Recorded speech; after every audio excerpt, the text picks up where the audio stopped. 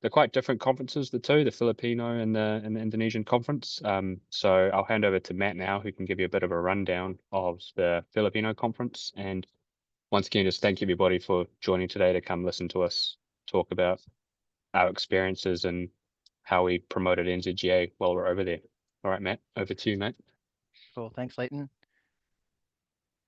Just briefly about NZGA. Some of you have met Kenny and Jess, but that's a very candid photo of them at the recent Geothermal Week. And then there's also several members of the NZGA board representing different sectors of industry with quite a good diversity of skills and thoughts. But just further to Leighton's point, we have a vision of fostering a sustainable future for Aotearoa, New Zealand through geothermal.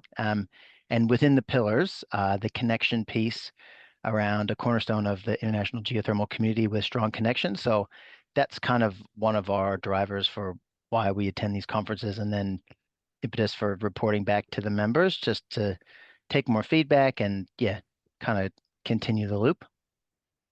But why Philippines, Indonesia? Well, obviously there are neighbors in the Asia Pacific region, but both of those countries are in the gigawatt club, which means they have current installed geothermal capacity of over 1,000 megawatts. So you can see New Zealand is at 1,200, and above that's Turkey, and then Philippines and Indonesia are third and second respectively. So they're quite large geothermal markets where there's opportunities for member companies to collaborate, do business, as well as for our industry in New Zealand to learn from things going on internationally. The Philippines is a large archipelago. If you're not familiar with it, it's got several different islands. It's got Luzon in the north, the Visayas region in the central, and Mindanao in the south. There's many different geothermal projects installed, as you can see on the map. Quite a long, diverse geothermal development history with strong international relations with New Zealand, starting in the 1970s, where many New Zealand staff who honed their skills at Wairaki moved overseas and supported international work in the Philippines as well as Indonesia.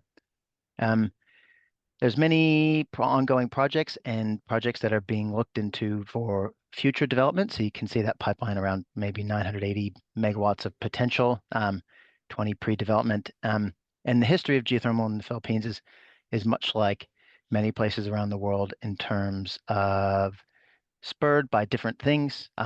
So those could be energy crises or government incentives. So it's quite interesting context around what's happening in New Zealand with the government seeing the great potential of geothermal aligned with the strategy. And the Philippines is not all that different in terms of its energy market and needs. Particularly, Philippines doesn't have a lot of natural gas, so they're looking to see geothermal as a really strong source of energy for industry as well as domestic people. So NZTE, they do a really good job. That's New Zealand Trade Enterprise of collaborating and hosting the Philippines New Zealand Geothermal Week. It happened from 8th to 12th of September, hosted in Manila. The theme this year was igniting human ingenuity and geothermal innovation. So it's a very technical conference with some really great papers from international as well as companies in the Philippines. Companies from all over the world come to this. And I actually had the chance to stay on and visit a few of the geothermal sites as well afterwards. The group from NZ Inc. got to tour the Maibarara geothermal site, which is about an hour outside of Manila. So you can see us pictured here standing next to the power station. Quite common in Southeast Asia, a large foggy volcano with steam plumes everywhere. We were joined by the New Zealand ambassador to the Philippines, which was a great honor. And we were the first guests at the Maibarara site's new visitor center.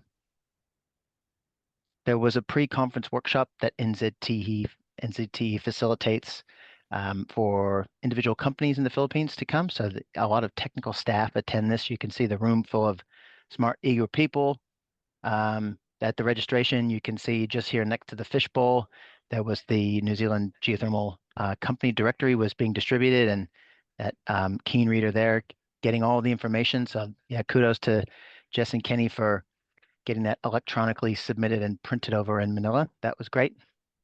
And you can see the New Zealand cohort with New Zealand ambassador pictured in the center and the New Zealand Trade Commissioner pictured just to her right. And then also Maricon Lim, who's in the red jacket. She's kind of the fire starter to all of the New Zealand work that happens there in the Philippines, which is pretty awesome having her on the team. The conference itself was kicked off with some great traditional Filipino cultural dancing and celebrations. We had a New Zealand booth, so you can see some of our staff there wearing their traditional Filipino barong, which is a formal shirt we all wear on the first day. And then our group was honored by the New Zealand, the National Geothermal Association of the Philippines, or NGAP. So that's the NZGA equivalent in the Philippines. And some also exciting news, Western Energy opened a branch office in the Philippines, which is a sign of continued interest and growth of New Zealand companies into the region. So the key themes, they've got very mature fields, some of them over 30 years old, very similar in terms of optimization, scaling, rigorous interventions, and collaborations and partnerships. So that's across all different levels of the geothermal industry in New Zealand. So if you do have any questions, please feel free to reach out to myself, or I can connect you with anyone at NZTE as well. That'll be it for me. Cool. Thanks, Matt. Um, so to carry on, so after the Philippines conference, most of the New Zealand crowd then flew to Indonesia. That's where I met up with them. And so Indonesia, as Matt touched on previously, is the second largest generator in the world, with over 2 gigawatts of installed capacity. And within the next 2 years, they're planning to bring on there's already another 490 megawatts in development. Overall, the country's got a massive potential, and they estimate it to be around 27 gigawatts. As you can see, much like in the Philippines, it's an archipelago. Indonesia's thousands of islands, really, and it spans right along the Ring of Fire. So you can see in the map, there's a mountainous range that runs down the length of Sumatra through Java and then across through into all the islands down the southeast of Indonesia there. And all along that mountain chain is volcanoes, and that's the resource for geothermal. So there's geothermal production all along that ridgeline. Most of the production's currently in Java. That's where the most population is, and Sumatra is currently the kind of growth area for geothermal over in Indonesia, with a number of projects taken away over there. If you just go to the next slide, please. So New Zealand's also got a long history with geothermal in Indonesia. These for over 40 years with New Zealand's government supporting the Kamajang project. And so there's probably people in our industry still that are involved in the projects over in Indonesia. And so Kamajang was the first in Indonesia, and since then you can likely find a New Zealand influence or New Zealand footprint on many of the sites that have been developed in Indonesia. So NZTE puts on a really great show for IIGCE. So that's a bit of a program. So you go to the next slide, please, Matt. So this was the program that NZTE kind of put together for the New Zealand crew. Once again, there were 2 pre-conference workshops. One was hosted by the University of Auckland, who it's amazing to see them over there. They're like superstars. Everybody knows them. They all come up to say hello to the team from the University of Auckland. They've got so many graduates that work in the Indonesian industry who are, in all levels of the field, if they're out in the field, or if they're senior management, and they all come over and say hello to Sadiq and say hello to the guys from the University of Auckland. It's incredible how well respected they are over there, and it's quite different to what it's like for them here in New Zealand. And then the second pre-conference workshop is done by the New Zealand businesses. So there was the likes of NB Century, MTL, GNS, Sequent, all these people. They put together a bit of a practical session on skills that was well attended, and that's a paid pre-conference workshop. And then there's 2 days of the seminar and of the conference, and the conference is the biggest in the world. So if you just go to the next slide, Matt. Yeah, it's the largest geothermal conference in the world. It's in the Jakarta Conference Center, which is an enormous facility. It's really a big trade expo. All the OEMs, everybody's there to do business, really.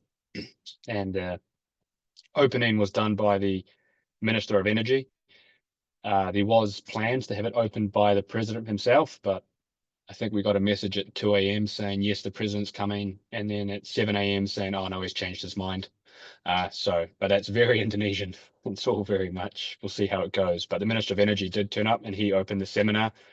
And his message was that, Indonesia's targeting to be the number one geothermal generator in the world by adding another gigawatt to their installed capacity within the next 5 years.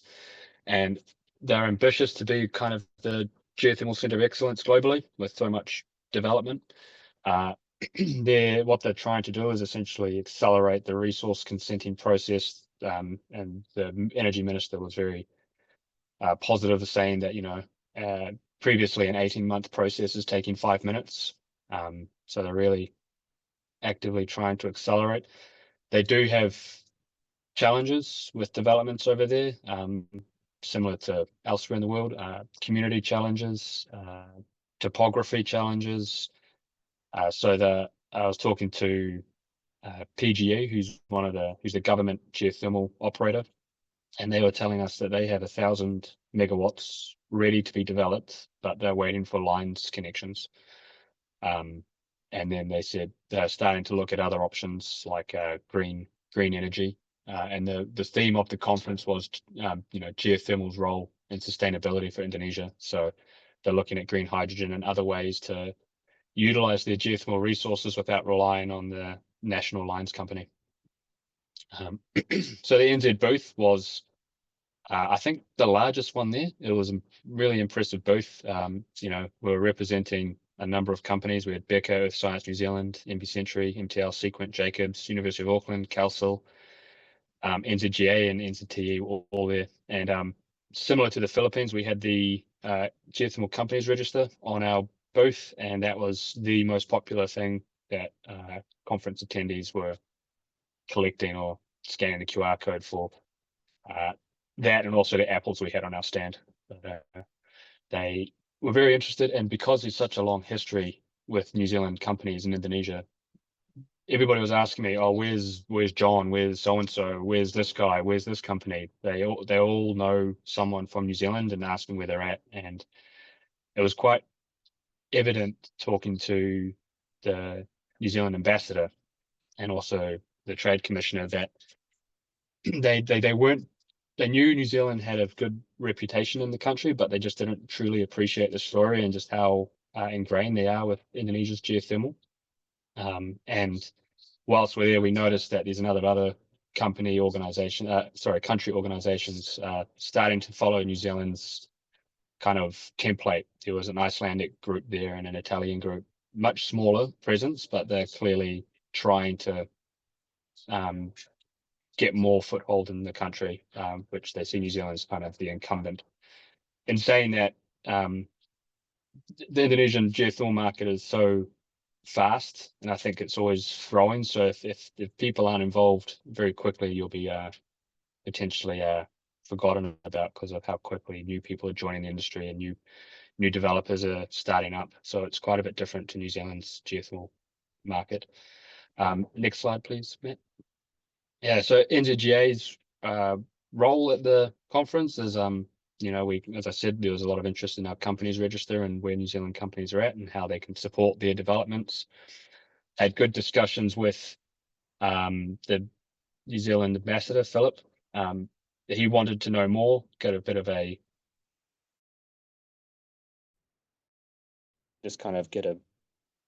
he can talk to his colleagues about when he's visiting Indonesian companies about New Zealand's history in Indonesia with geothermal. And NZTE is still very positive to support the geothermal in Indonesia, which was great. We also met with the NZGA equivalent, which is INAGA, Indonesian Geothermal Association, and the president, Pak Julfri, who's the president of PGE as well. So he's very interested to have some connection with NZGA, and his goal is also, to bring more knowledge and experience into Indonesia. In particular, one thing that's growing over there is direct use. They're looking at how they can use more direct use in Indonesia. I gave an NZGA presentation, just giving an update to those who had listened about what New Zealand Geothermal Station's been up to in the last year, and as well I was interviewed by Compass, which is a local Indonesian newspaper. Go to the next slide, please, Matt. Yep, so that's my interview with Compass. So I think you can find that online if you want to listen to me more. Next slide, Matt. Yeah, thank you. And then this is the presentation, which was done to a group of students coming around the booths. So I did a presentation, MTL had a presentation, Sequent had a presentation, and so did MV Century. So it's a pretty full-on day, and there's some pictures of the pre-conference workshop. There's Sadiq with all his entourage, and then there's another one of the technical discussion on the second pre-conference workshop. Once again, very well received and really appreciated. And then finally, NZT also hosts a New Zealand dinner for about over 150 attendees of the conference, and there were very senior members of the geothermal developers there. They're all there partying. It's a great networking opportunity, and the Indonesians do things a lot differently to us. You know, it's not just a night of drinking beers and chatting at the table. They've got a very famous Indonesian singer to come along. He came and sung to all the crowd and walked through the audience and serenaded everybody at the tables. So it was a really fun night, and it just shows how, you know, how conferences can be done differently, and it was really enjoyable. So I think that was the last slide. Yeah, that's all from me. So if anybody online has any questions for myself or for Matt, now's the time to speak up. So yeah.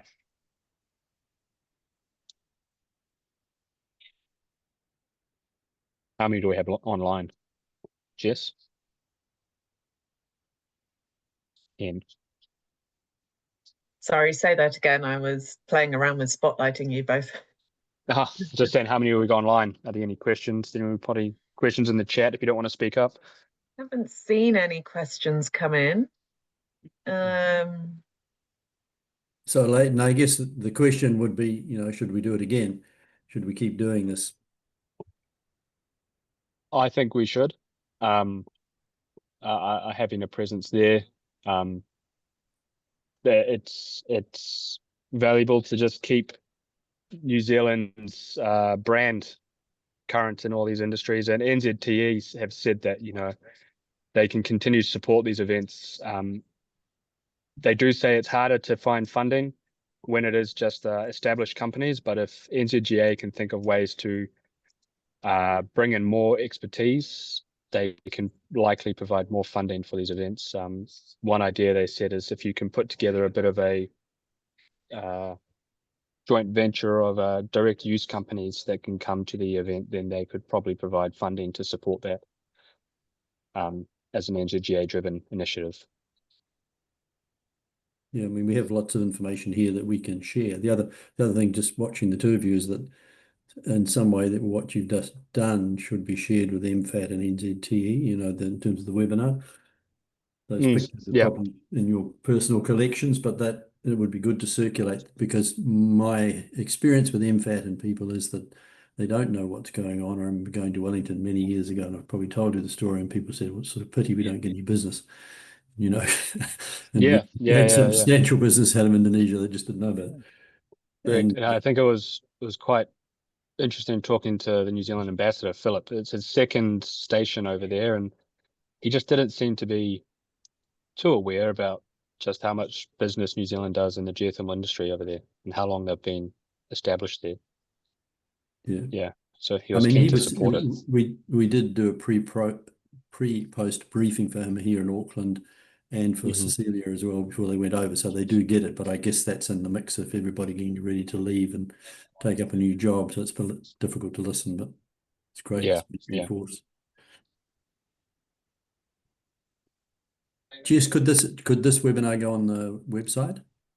So people, yes, absolutely. Yep. I'm recording it because some people couldn't make the actual webinar but still wanted to hear it. But yeah, I can make it publicly available. That's no problem. It would be good. Thanks. Hi, this is Chris here from Propel Works. Can I ask a question? Of course. Of course. Thank you for that, gentlemen.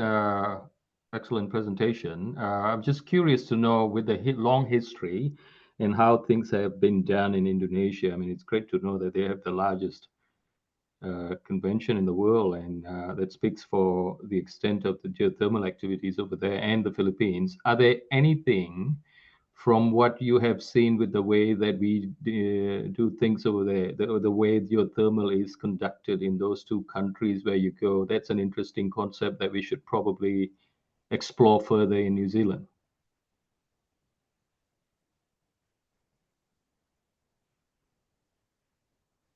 That's a good question. They, I guess I have a bit of experience working over there, and one thing that's quite different to how we do things in New Zealand is they keep things a lot simpler, because the sites are often very inaccessible. So they're willing to sacrifice megawatts for reliability,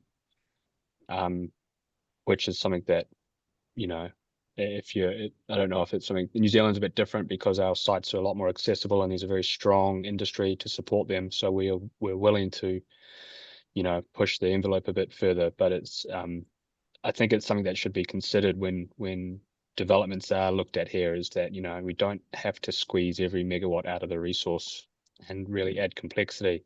Take a step back and think, you know, well, if we keep it simpler, and we really improve reliability, is that more valuable for us?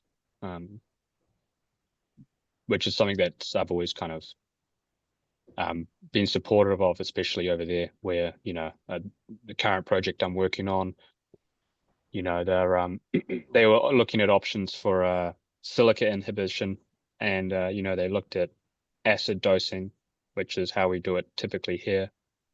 However, they couldn't really justify the risk of having to transport a tanker of acid weekly from Java to Sumatra, 7-hour drive through rural Sumatra, where if a tanker crashed, you know, they'll be putting the community at danger, which, you know, puts their project at a real risk. So they've gone away from trying to reduce the temperature to increasing separation pressure and reducing the silica concentration in the brine that way. So they do have to think about things a bit differently than we do here. So I think it's valuable to have that sort of knowledge sharing and to kind of maintain that connection to understand, you know, these other ways to do things opposed to just trying to be the most efficient plant possible. Hope that answered your question in some way. No, thank you. No, just curious to know, because sometimes we have this opportunity to go to different parts of the world, and as you know, it's not everyone does things the same way. In general, yes, but there are a few things here and there, and just curious to know that there are something like that. You know, simple, frugal innovation sometimes is something that is being thrown around. That they say, what's the best value for money for some of the things that can be introduced. Definitely. And then the other one, right, is they've been developing and building plants a lot more frequently than we have in New Zealand. So in terms of project experience, they've got a lot more than we do currently. You know, we've built Tauhara and Te Huka and I think Top and Ngāwhara in the last few years. But if you look at how many plants Indonesia's built in that same period, it's probably significantly more. So just having that, you know, that ongoing project experience and having that connection with them, if you've got people working over there, just helps maintain people's skill sets locally as well. Okay, thank you. No problem. Thanks for the question. Matt, anything you want to add to that?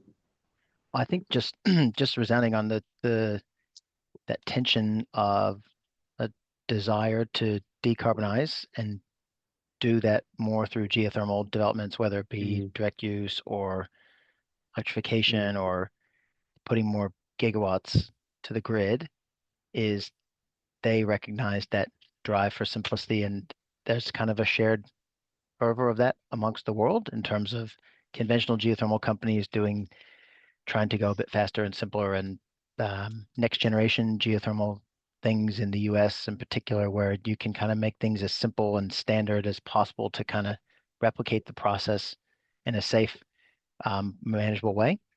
That's kind of one thing that I took from there, is where they're going with it. The other one is the social engagement in the Philippines, and in Indonesia is probably very similar in terms of the local people essentially live within the steam field oftentimes. So there's historic shortcomings of how that relationship has been managed both here in New Zealand and overseas as well. But there's this drive and ESG initiative to essentially do the right thing and be better neighbors and make more opportunities for local people around the resources, because geothermal at the end of it always comes down to the land first and foremost, and access to the Tonga, to the land. So I think it's almost like an opportunity for both countries to link and think about how those practices might be more standardized or improved, or learning from each other. And we heard similar things from the Indonesian advisor to the PINS program at New Zealand Geothermal Week, in terms of the Tau Maori view of geothermal resources and how you connect people with the land and work through that social license aspect of it. And I think that's pretty important here moving forward. Yeah, that social license is a real challenge in Indonesia, because talking to the PINS team in Indonesia, New Zealand is quite special because the Māori have geothermal folklore, which is seen as, they've been around it, it's folklore, it's something they treasure. In Indonesia, geothermal is normally on a volcano, and they say these, the ancestors and all the stories are the volcano's got a demon or some god that lives there, and don't go and disturb it because it'll erupt. So why would you want to drill into a volcano? And that's a real challenge, because there's people living in the areas, and when they see someone turning up with a drill rig, it's just fear, and first and foremost. And I was talking to just my local taxi driver who happened to be from one of those regions, and he was asking me, is it safe? Is it safe stuff? I just hear it's full of poison and it's full of gas. Is it safe?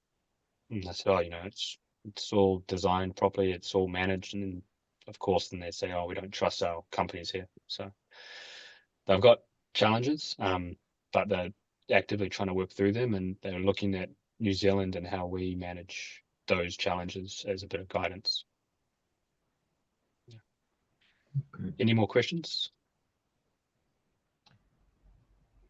I guess just a quick follow-up, and that's it from me, is when you mention about they're looking at us for guidance, then the flip side to the question I had before is that what is it that we do with the way that we practice, operate geothermal, that some of these other countries find it interesting and want to know more or adopt?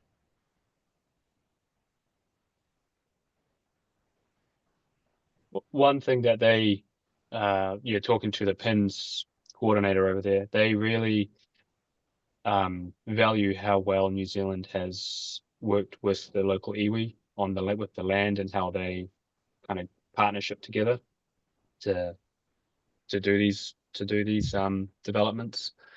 That's one thing they are looking for a bit of guidance on that. And then the other one they were actively asking me was direct heat speciality. If we had people in the industry who had more direct heat use skill sets, that they could, can they send a group of operators over to New Zealand to explore how we're doing direct use here, so they can bring those skills back? Or can we send some operators from New Zealand over to Indonesia to meet with the different operators there to see how other ways they can use their resource in the direct heat processes? Okay, thank you. No problem.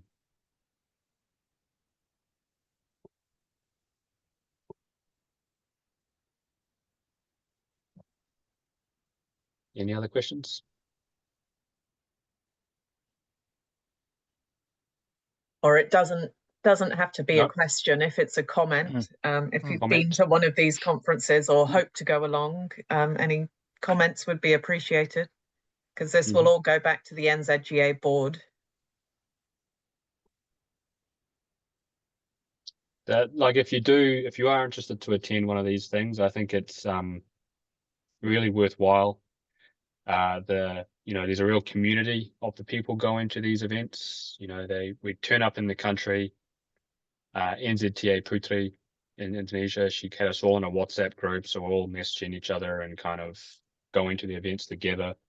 It's a real nice community feel from the New Zealand Inc. brand when you're over there. Even if you're not part of the booth, you're still in the group and still attending the events together. It's kind of like a bit of a hub for kind of the lone Kiwis who are just there by themselves to hang out. So if you are on the fence about attending something like this, I would highly recommend it. Yeah. Leighton and Matt, do you want to talk about our upcoming international opportunities, for example, WGC? Yep. So NZGA and a number of New Zealand companies are all going to go to WGC 2026, which is in Calgary next year, and we'll have a booth front and center alongside Sequent to once again maintain this international connection, to have a presence overseas and to keep the New Zealand Inc. brand current.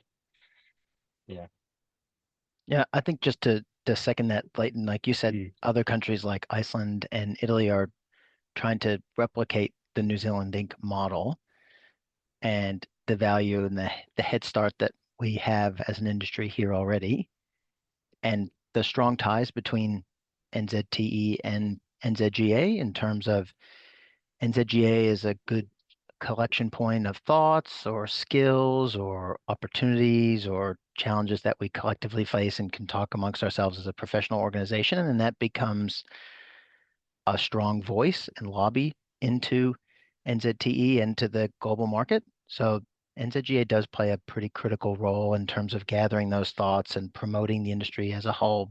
But yeah, the WGC is a great opportunity. Like I said, it's the world is moving in a very fast direction of geothermal having a moment.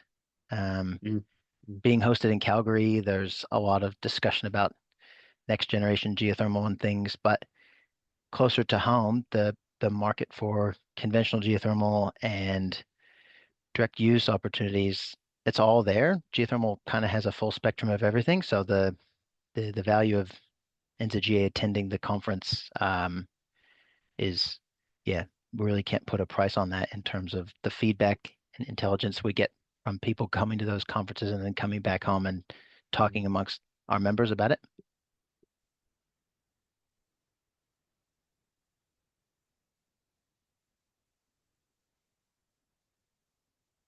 Well, very good. If there's no more questions or comments from our large audience, I'll look to wrap things up. Thank you everybody who took their time out of their lunch break to come listen to us talk about Matt and I's passion, geothermal.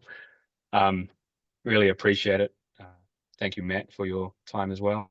So if there's no other questions, we'll bring the webinar to a close. So thanks everybody.